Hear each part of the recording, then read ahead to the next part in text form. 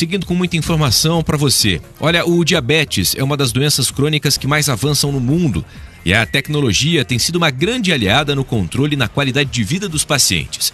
Uma das novidades mais impactantes é a aprovação de uma insulina semanal pela Anvisa, uma alternativa inovadora às aplicações diárias tradicionais. E o Brasil tem participação de destaque nesse avanço. O endocrinologista Dr. André Viana, diretor do Centro de Diabetes de Curitiba e vice-presidente da Sociedade Brasileira de Diabetes, é o único médico da América Latina a participar das publicações científicas internacionais sobre essa nova insulina. E hoje ele está aqui para falar sobre essa mudança um tanto promissora, o impacto para os pacientes, os próximos passos e a disponibilidade no Brasil e outras inovações no tratamento do diabetes. Dr. André Viana, muito bem-vindo, bom dia. Bom dia Salgado, bom dia aí a todos os ouvintes da Jovem Pan, e é um prazer imenso estar aqui com vocês para poder trazer, né, informação sobre algo que é tão importante aí como que é o diabetes, que pega tanta gente aí no nosso país, né? Precisa falar muito sobre isso. E vou estar muito interessado na sua conversa porque tenho familiares, parentes com diabetes. Quem não tem, né, doutor? É tão comum. 20 milhões de pessoas no Brasil. Então, você tem uma ideia, é quase 10% da nossa população.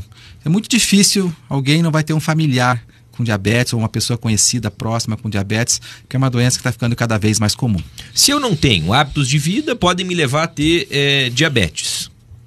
Isso. O diabetes tem relação basicamente com duas coisas muito importantes. Estou falando do diabetes tipo 2, que é o mais comum, que é aquele que afeta mais de 90% das pessoas com diabetes. Que é o que não precisa tomar remédio aplicado, né? Injetado. No início, porque às vezes vai precisar também, né? Mas o diabetes tipo 2, ele tem a relação basicamente com duas coisas. Genética, quer dizer, se você tem parente com diabetes, a chance é maior. E o principal é a obesidade. As pessoas estão engordando cada vez mais, e aí o fato de engordar, ganhar peso, principalmente acumular gordura na região abdominal, a famosa barriga, né? Isso vai levar a uma chance muito alta de desenvolver diabetes no futuro. A gente inclusive conversou essa semana com o doutor José Alfredo Sadowski, ele falou, João, mais de 30% da população paranaense está obesa, então é um problema, cada vez mais o número de paranaenses obesos tem crescido e infelizmente o número de pessoas que cuidam da saúde não sei se acompanha essa crescente, né, doutor? Pois é, a gente tem visto um crescimento progressivo, né, da obesidade. Então as pessoas estão cada vez mais acima do peso. Se for ver hoje, mais de 50% da população brasileira acima do peso. Se a gente for considerar um grau mais leve, chamado de sobrepeso, e somar as pessoas que já têm obesidade, nós estamos falando de mais da metade da população. Então, acima do peso. E essa pessoa que está acima do peso hoje é a pessoa que vai ter diabetes amanhã. Então, é por isso que o diabetes está crescendo tanto também. E muitas vezes, se ela não faz o acompanhamento, não faz um exame, já pode sim ter alguns sintomas, apresentar alguns sintomas que são da diabetes ou de um diabetes em construção, em evolução. Exatamente, né? O diabetes tipo 2 pode ficar até 5 anos, às vezes até mais, sem dar nenhum sintoma. Então tem muita gente, né? Tem até uma estimativa de quase metade das pessoas que têm o diabetes tipo 2 não sabem que tem, porque não tem sintomas. É uma doença silenciosa que vai dar sintomas só num estágio muito mais avançado. E aí, nessa hora, o que fazer, doutor? Então, na verdade, o ideal é fazer exame de sangue, né? A gente recomenda pelo menos uma vez por ano. As pessoas que estão acima do peso têm que fazer exames de sangue uma vez por ano. Se vier negativo, tudo bem, aí pode fazer de 3 em 3. E homens e mulheres acima de 35 anos, mesmo com peso normal, também é interessante um check-up anual. Então, dentro do check-up tem que ter o exame de glicose, o exame de diabetes, né? Porque é fundamental. E se já tem sintomas, tem que procurar médico imediatamente, né? Porque é sinal que a coisa já está bem avançada. Falamos sobre a diabetes tipo 2. E no caso do tipo 1, é essa circunstância em que é necessária a administração da insulina? Em que circunstâncias até mesmo a gente ou os pacientes podem se beneficiar dessa insulina semanal? E como é que está o estudo com relação a isso? Então, vamos lá. A maioria das pessoas que usam insulina tem diabetes tipo 2. Apesar do conceito que a gente entende que o diabetes tipo 1, que afeta aí cerca de 7, 8% da população com diabetes, é um diabetes que tem uma deficiência imediata de insulina. Essa pessoa precisa de insulina desde o primeiro dia. A do tipo 1 é com um remédio, basta um comprimido? Não. O diabetes tipo 1 é deficiência deficiência imediata de insulina. Tá. A pessoa, nasceu? A pessoa ela desenvolve diabetes, pode ser na infância, pode ser na adulto jovem, adolescente, até mais idoso, e por um problema imunológico, não é uma doença que dá para prevenir, certo? É uma doença autoimune, né? E o corpo começa a não fabricar mais insulina e a pessoa precisa imediatamente de múltiplas aplicações de insulina por dia, geralmente 4, 5, 6, 7 injeções de insulina por dia. 2 tipos de insulina diferentes, é um tratamento muito mais intensivo. O diabetes tipo 2, ele é diferente. A pessoa fabrica insulina no início, mas essa insulina não funciona direito por causa de vários motivos, inclusive a gordura corporal. E muitas vezes ela é controlada no início com remédios. Mas, com o tempo, a produção de insulina do corpo vai diminuindo também. E como nós temos muito mais gente com diabetes tipo 2 no mundo, né? Algumas pessoas com diabetes tipo 2 vão precisar de insulina ao longo da vida, cerca de 30%, 40% delas vão precisar de insulina, porque o corpo vai parar de fabricar também.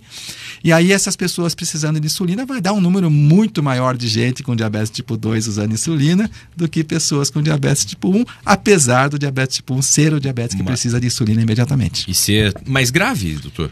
Ele é mais grave se não for adequadamente tratado, né? Acho que qualquer diabetes não controlado é grave. Ele vai dar complicações, independente de ser tipo 1 ou tipo 2. O que importa é o tratamento adequado, o controle adequado. Você pode descontrolar qualquer uma das duas e pode controlar bem qualquer uma das duas. Hoje a gente tem uma rotina de preocupação de quem tem diabetes, de monitorar, saber, ver como está a glicemia, tem que tomar insulina, remédio, controla, não pode comer doce, aquela história. O que a gente tem observado com relação à evolução dos tratamentos? E aqui entra essa questão da insulina semanal? Isso, exatamente. Eu vou focar mais no diabetes tipo 2, porque quando a gente foca nele, a gente está falando de 92%, 93% das pessoas com diabetes. Então, eu vou focar mais nesse ponto, né? Além da questão alimentar e controlar o peso é o número 1 quando a gente tem diabetes, né? Controlar o peso é sempre a prioridade principal, mas além disso tem tratamentos, tá? Então dependendo do grau do diabetes, a gente consegue controlar, além dessas mudanças de estilo de vida, com um remédio, às vezes precisa de 2 remédios, 3 remédios. Existem remédios injetáveis já, que não são insulina, mas são remédios injetáveis, que ajudam a controlar tanto o diabetes como o peso. O mais famoso aí é o Ozempic, né? Ele controla tanto o diabetes como o peso. E são medicamentos para diabetes. Só que 30 e poucos % das pessoas ao longo da vida com diabetes vão desenvolver uma deficiência de insulina. E essas pessoas vão precisar de insulina. E esse é um momento difícil, porque muita gente não quer, porque tem aquele famoso estigma da injeção, não quero tomar injeção, não quero me injetar todos os dias, apesar das injeções serem muito mais modernas hoje em dia do que eram antigamente, são canetas, são indolores, mas mesmo assim tem aquele preconceito, aquele medo, aquele estigma. E quando você fala de um tratamento que você vai usar todo dia, eu estou falando de 365 injeções por ano. Então quando a gente chega com uma inovação, né, de uma insulina semanal, que ao invés de aplicar todo dia, você vai aplicar somente uma vez por semana, além de manter um bom controle, né, ela é eficaz de manter um bom controle, tem poucos efeitos colaterais, você está transformando 365 injeções por ano em 52 injeções por ano. Então isso já dá um conforto, uma facilidade e uma facilidade de aceitação maior. A pessoa aceitar, não, agora eu vou começar a insulina, mas é só uma vez por semana, fica mais fácil a pessoa aceitar. Porque muitas pessoas não aceitam e não fazem o tratamento e a diabetes complica e a coisa vai ficando cada vez pior e as complicações aparecem. E a porta de entrada, né, para outras doenças associadas, enfim, porque é a insulina que garante o funcionamento de boa parte, ou de quase todo o corpo, né, doutor? Praticamente tudo. A insulina é o que abre a porta das nossas células para entrar a glicose, que é nosso combustível. A glicose que vem da nossa alimentação, nossa energia, é o combustível de todas as células, desde a célula lá do nosso cérebro até a célula do dedão do pé. Né? Todas as nossas células precisam de glicose. Sem insulina, a glicose não entra e as células ficam sem energia. Aí a complicação acaba em todos os órgãos. Né? Já que estamos falando dessa insulina semanal, todas as pessoas que estão, né, nesse escopo da diabetes tipo 2 podem passar a utilizar aplicação, essa metodologia? Isso já está disponível? De que maneira as coisas têm evoluído para que a população tenha acesso a isso também? Então, a insulina semanal, ela está aprovada no Brasil pela Anvisa e deve ser comercializada segundo as projeções do fabricante no início de 2026, certo? Então, quem que é a pessoa ideal para esse tipo de insulina? Primeiro, qualquer pessoa com diabetes tipo 2 que precisa de insulina. Não são todos, mas é um percentual grande de pessoas com diabetes tipo 2, posso falar de 30% no Brasil hoje, estamos falando de 20 milhões de pessoas. Muita gente. 30% é bastante, 6 milhões de pessoas, né? Que precisam de insulina. Então, essas pessoas têm, sim, indicação de insulina semanal. Logicamente, como toda tecnologia, todo medicamento novo, isso não vai chegar imediatamente disponível no SUS, certo? Isso chega disponível nas farmácias para compra particular, né? E com o passar do tempo, conforme as tecnologias vão barateando, elas passam a ser integradas na saúde pública, que é a história natural que a gente vê dos tratamentos, dos novos medicamentos, né? Mas assim, de uma maneira geral, se a pessoa tem indicação de insulina, a insulina semanal sim pode ser uma opção, ao invés da insulina de uso diário, porque ela vai acabar trazendo mais conforto, inclusive um controle ligeiramente superior à insulina que você usa todos os dias. E o controle, o monitoramento, ele persiste, né? É mais uma garantia, digamos assim, de que ela, ao invés de ter que aplicar a insulina diária, ela vai aplicar uma vez por semana, mas o controle ela vai continuar fazendo. Claro, o controle, tanto o autocuidado, medir a diabetes é importante também, a pessoa tem que medir, saber como é que está, porque como é que você vai andar num carro, numa estrada, sem ter um velocímetro, saber se você está dirigindo a 100, a 120 ou a 80 por hora, né? Até os riscos de acidente aumentam se você não sabe a velocidade que você está. E o diabetes é a mesma coisa, se você não sabe se está alto, se está baixo, os riscos de complicações, de problemas são maiores. Então monitorar é importante, saber como está e cuidar da alimentação, o exercício físico, isso é fundamental. Você que está nos acompanhando pelo YouTube ou através das ondas do 107.1, a gente está conversando com o doutor André Viana, diretor do Centro de Diabetes de Curitiba e vice-presidente da Sociedade Brasileira de Diabetes. Doutor, sobre essa insulina semanal, chega naquele rito tradicional, com patente, exclusividade da venda, ou passa a ter mais de um fornecedor para que o interessado, o paciente, ele possa comprar? Como é que está essa questão? Olha, inicialmente ela é uma insulina fabricada pelo laboratório Novo Nordisk, um laboratório dinamarquês, que vai chegar, né, com essa primeira insulina semanal no Brasil já o ano que vem. Existe uma segunda insulina semanal sendo estudada do laboratório Lilly, que deve chegar na sequência, talvez 1 ou 2 anos depois, essa é a projeção, ainda não é muito certa, chegar como, digamos assim, um concorrente, né? E a gente sabe que quando tem concorrência as coisas melhoram, baixa preço, as coisas ficam mais fáceis, né? E normalmente, depois de quedas de patente, os preços barateiam ainda mais. Essa é a história natural de medicações novas, né?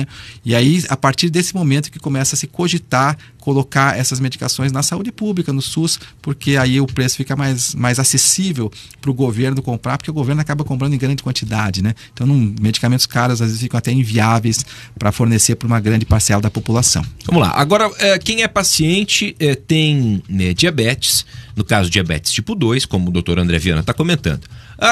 Começou a vender início de 2026, fiquei sabendo que tem na farmácia, minha amiga e tudo mais, comprou, conseguiu, vou lá comprar então essa insulina semanal para também aplicar. Não, calma, primeiro vai no médico, no endocrinologista, para que tenha essa orientação, essa recomendação, não é por conta, né, doutor? A insulina é uma coisa muito delicada, né? Então, assim, insulina, você não pode jamais aplicar uma insulina por conta, porque uma insulina, ela é um excelente remédio, mas se ela não for bem feita, ela pode ser um veneno, né? Então, você tem que ter a dose adequada, a prescrição certa, o jeito correto de usar, e as doses são minuciosamente calculadas pelo especialista, pelo médico, para que a pessoa possa aplicar e ela fazer o efeito de equilibrar a glicose. Ninguém quer uma glicose alta demais, mas ninguém quer uma glicose baixa demais também, que isso também pode trazer complicações seríssimas de curto prazo. Então, o equilíbrio da dose de insulina é fundamental. Jamais fazer insulina sem indicação médica.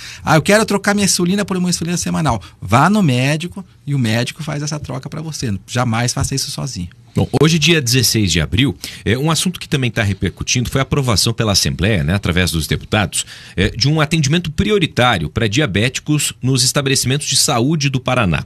Esse projeto, de autoria da deputada Cloara Pinheiro, passou em primeiro e segundo turnos nas sessões de terça-feira. Então, ontem. Doutor, o que deve mudar com relação a essa questão de atendimento prioritário, né? Especialmente quem tem a diabetes mellitus nos estabelecimentos aqui do nosso estado?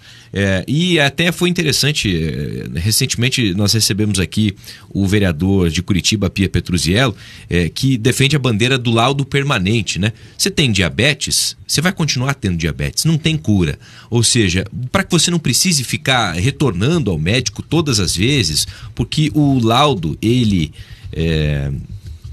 tem uma validade de 3 ou 1 ano, né? O laudo que você tem em 2020. Não, você vai continuar com a diabetes, no caso do laudo permanente. São questões que acabam trazendo uma qualidade de vida grande, eliminando burocracia do serviço público muitas vezes, né?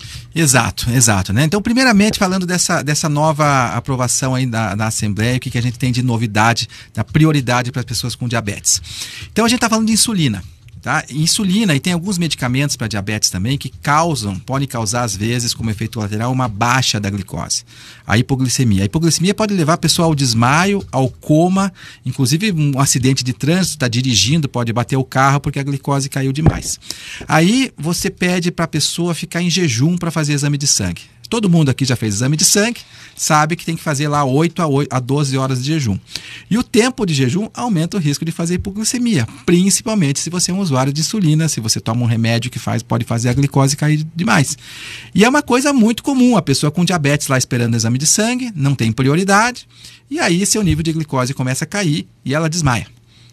Cai, bate cabeça, se machuca, né? Passa lá uma situação de risco por causa dessa espera.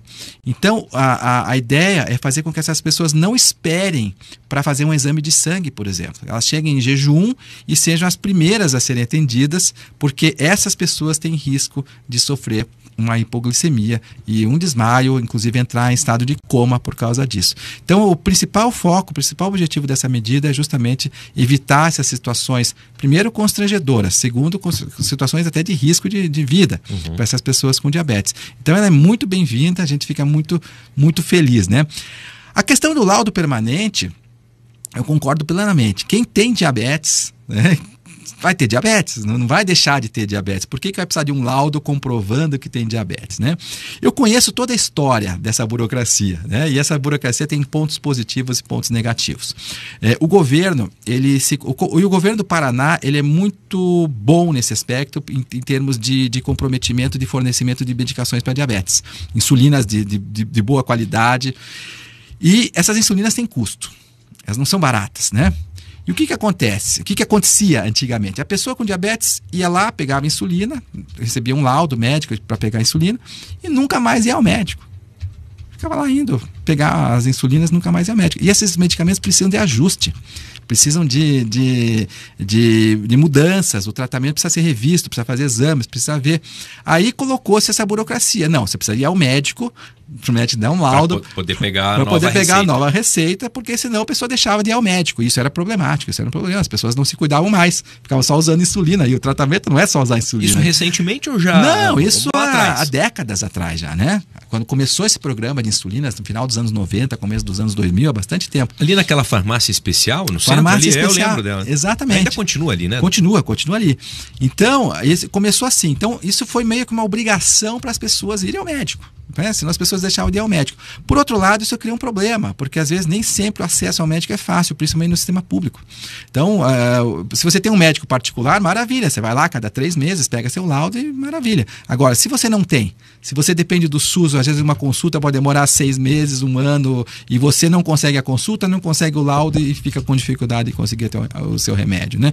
Então, é uma medida bem intencionada fazer o paciente ter o laudo, mas por outro lado cria problemas também, né? Mas importante a gente conhecer sempre os dois lados da moeda aí quando a gente está falando de uma mudança como essa, né? Aproveitando a participação do endocrinologista, Dr. André Viana, que está à frente do Centro de Diabetes de Curitiba, da Sociedade Brasileira também.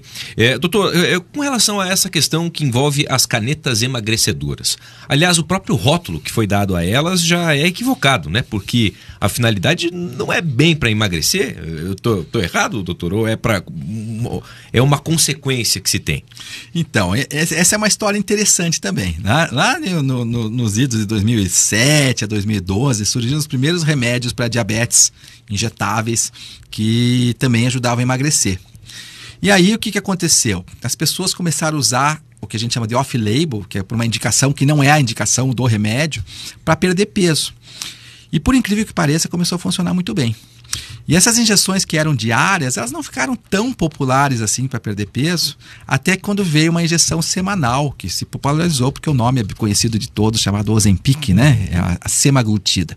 E quando o Ozempic foi lançado, que era uma injeção por semana, e ele era mais potente do que a injeção diária, ele era semanal, aí a coisa popularizou. Um remédio que foi lançado para diabetes, para tratamento de diabetes tipo 2, mas que tinha uma potência grande de perder peso.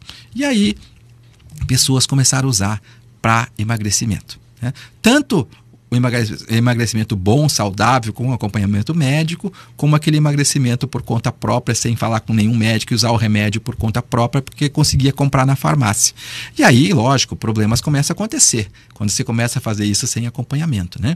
Lógico que essas medicações foram depois estudadas para tratamento de obesidade, aprovadas para tratamento de diabetes, de obesidade. Nós temos uma medicação já aprovada no Brasil, na verdade 2 injetáveis já aprovadas no Brasil, da mesma linha, da mesma família, para tratamento de obesidade, com outro nome, não é Ozempic, tá? É outro nome. E essas medicações foram aprovadas e podem ser utilizadas para tratamento de obesidade. Mas pensa, você está falando de uma injeção, um medicamento que se injeta no seu corpo, né? Que tem efeitos bons para tratamento de obesidade, não é para tratamento estético, é para tratamento de uma doença chamada obesidade. Obesidade é uma doença crônica que precisa ser tratada, inclusive com medicação, e precisa de acompanhamento médico. Então, são medicamentos interessantes, bons, indicados. Eu prescrevo muito para os meus pacientes com obesidade, porém, o uso que está sendo feito também é esse uso irregular, sem acompanhamento, para casos que não são de obesidade. Eu quero perder uns quilinhos, então eu vou usar... Tem um casamento daqui 3 meses. Quero um casamento, eu quero perder 4 quilinhos, daí eu vou usar esse remédio. Isso é perigoso. Isso é perigoso. Um medicamento não é só um medicamento, ele tem uma série de riscos e problemas, né? E a gente já começa a ver os problemas acontecer, na maioria das vezes, nesses casos onde a pessoa nem tinha indicação de estar tomando o remédio. Inclusive, há uma discussão por parte da Anvisa, Agência Nacional de Vigilância Sanitária, para mudar a forma, né, com que as pessoas têm acesso a esses medicamentos, as canetas emagrecedoras. O senhor compartilha também dessa leitura um pouco mais restritiva da Anvisa, para que pelo menos seja preciso ter a receita e que essa receita seja retida, porque é a vida das pessoas, né, doutor? Exatamente. Eu não só compartilho, como eu sou um dos autores dessa proposta, né? A gente, na Sociedade Brasileira de Endocrinologia e Metabologia e também Sociedade Brasileira de Diabetes, tem a Associação Brasileira de Obesidade, que eu faço parte dessas sociedades todas, né? A gente redigiu uma carta conjunta para a Anvisa solicitando um rigor maior no controle dessas receitas, tá? Hoje no Brasil as coisas funcionam assim. Você vai comprar quase todo e qualquer remédio, isso qualquer pessoa, e você compra, a maioria dos remédios, você pega a caixinha, está escrito assim, tem uma tarja vermelha, e naquela tarja vermelha está escrito venda sob prescrição médica. Todo mundo tem esses remédios em casa. Duvido que você levou a prescrição médica. Tá? Lógico, algumas pessoas levam, exatamente. Mas você consegue comprar um remédio que está escrito venda sob prescrição médica, você consegue comprar sem a prescrição médica. Então é aquela famosa lei para inglês ver, né? A gente tem a lei, tem que ser sobre prescrição médica, mas ninguém cumpre, ninguém fiscaliza. Então, sempre foi assim. Então, esses medicamentos também têm essa tarja vermelha, vinda sobre prescrição médica. O que está se pedindo é que se faça uma restrição maior para que ele saia desse rol de medicamentos que vendem sem receita, apesar de precisar de receita, e que possam entrar num nível mais restrito, onde realmente a retenção de receita e existe um controle, uma fiscalização maior sobre essa venda, para que evite que pessoas que não precisam do remédio, né, comprem, e que a pessoa que esteja usando esse remédio esteja fazendo acompanhamento médico, não esteja fazendo por conta própria seu tratamento. E essa fala do senhor vale para tudo, né? Não só no caso do Mundiaro, mas quando você vai na farmácia, enfim, com a prescrição, orientação médica, porque eu tomo esse remédio, essa automedicação é extremamente perigosa, né, doutor? Exatamente, e assim, isso é no Brasil, né? Brasil e em alguns países, né? Mas na maioria dos países que essa legislação é mais seriamente levada, você não consegue comprar um remédio sem receita. Existem alguns remédios que podem ser vendidos sem receitas, que não tem essa tarja, né? Mas os remédios normais, que você precisa de receita médica, só compra com receita médica.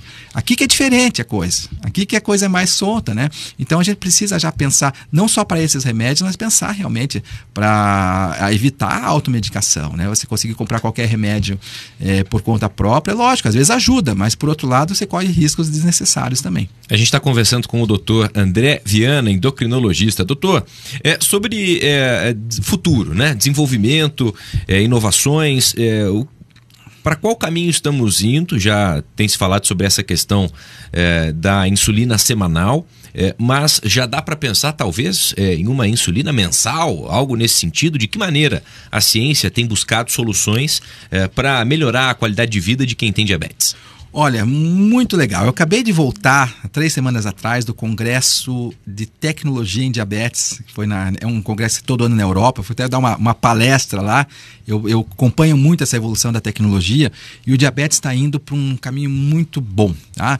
Primeiramente, cura da diabetes. A diabetes tipo 1, que é aquela que precisa de insulina, já estão se desenvolvendo algumas ilhotas de pâncreas encapsuladas que você coloca no corpo e talvez consiga voltar a produzir insulina sem que seu sistema imunológico ataque aquelas células. Então estamos aí no caminho aí, talvez mais alguns anos, de conseguir fazer com que as pessoas voltem a produzir insulina por si mesmas, né? Então isso já é um grande avanço. Enquanto isso não acontece, nós temos tecnologias automáticas já de infusão de insulina, onde a pessoa com um sensor de glicose, que ela põe no corpo, aquele sensor fica medindo a glicose, e do outro lado uma pequena bombinha de insulina, que é um sistema que injeta insulina, e um algoritmo com inteligência artificial vai medindo a glicose em tempo real e já dosando mais, menos insulina, tudo em tempo real, ali no mesmo minuto, e fazendo esse controle automático sem que o ser humano precise interferir. Então a gente chama isso de pâncreas artificial, porque a pessoa tem uma tecnologia que vai fazendo. Isso já existe, isso nós já temos pacientes utilizando.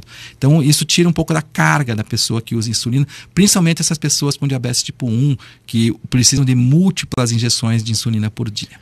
No caso só desse dispositivo, é preciso fazer um procedimento? De que maneira que funciona isso? Não, é autocolocável. A pessoa precisa aprender, lógico. Claro. Precisa de uma prescrição médica, precisa aprender, fazer um pequeno treinamento. Em 3-4 horas ela sai usando.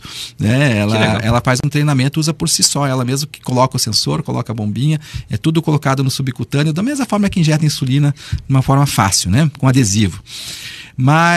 E no diabetes tipo 2, medicamentos cada vez mais fáceis, né? Medicamentos de uso semanal, já tem estudos sim de medicamentos de uso mensal, que você possa usar uma vez por mês, e aí situações onde você consegue deixar o diabetes tão controlado, mas tão controlado, inclusive tem um medicamento chegando no Brasil daqui 2-3 meses aí, que mais de 50% das pessoas conseguem ficar com diabetes tão bem controlado, que se você fizer os exames, você não sabe que a pessoa tem diabetes. O exame vem igualzinho de uma pessoa sem diabetes. Então, a coisa está evoluindo bem, né? Então, o que isso significa, né?